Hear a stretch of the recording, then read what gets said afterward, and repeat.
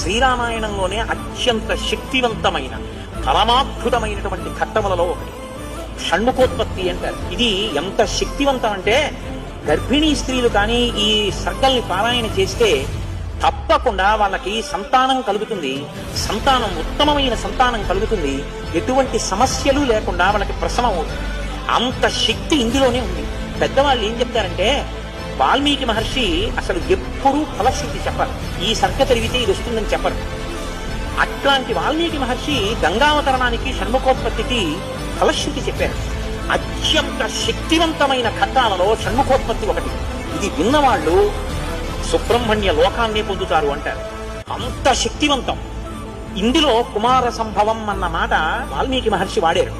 కానీ ఇప్పటికీ గర్భిణీ స్త్రీలు పారాయణ చేస్తే ఈ షణ్ముఖోత్పత్తినే వింటూ ఉంటారు. అంతటి మహానుభావుడు సుబ్రహ్మణ్యుడు. ప్రత్యేకించి ఏ కారణం చేతనైనా గర్భం నిలవక బాధపడుతున్న వాళ్ళు, గర్భిణి అయినప్పటికీ కడుపున ఎటువంటి బిడ్డలు పుడతారో తెలియని వాళ్ళు, వాళ్ళ ఆయుర్దాయం బాగుండాలనుకున్న వాళ్ళు, సంతానం క్షేమంగా వృద్ధిలోకి రావాలనుకున్న వాళ్ళు రామాయణాంతర్గతమైన షణ్ముఖోత్పత్తిని విని తీరాలి. ఇది చెప్పడం కోసమే వాల్మీకి మహర్షి ఫలశ్రుతి చెప్తూ ఓ మాట చెప్పారు. ఏషతే రామ గంగాయ విస్తరో విహితో మయా కుమార సంభవశ్చైవ ధన్యః పుణ్యస్తథైవ చ.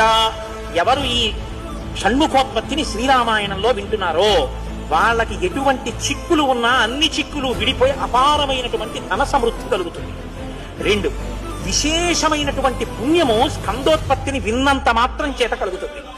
ఎవరు భక్తి శ్రద్ధలతో రామాయణాంతర్గతమైనటువంటి ఈ షణ్ముఖోత్పత్తిని చేతులు కైమోర్చి సుబ్రహ్మణ్యుడికి నమస్కరించి వింటున్నారో అటువంటి వారందరికీ కూడా ఆయుష్మాన్, వాళ్ళకి ఏదైనా అపమృత్యు దోషం జాతకంలో ఉంటే ఆ దోషము ఉపశమించి ఆయుర్దాయం కలుగుతుంది.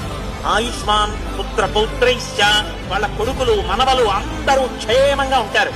ఏవైనా దుర్గుణములు అలవడవలసినవి ఉంటే అవి పోయి వాళ్ళు వృద్ధిలోకి వచ్చి వంశానికి గొప్ప కీర్తి తీసుకొస్తారు.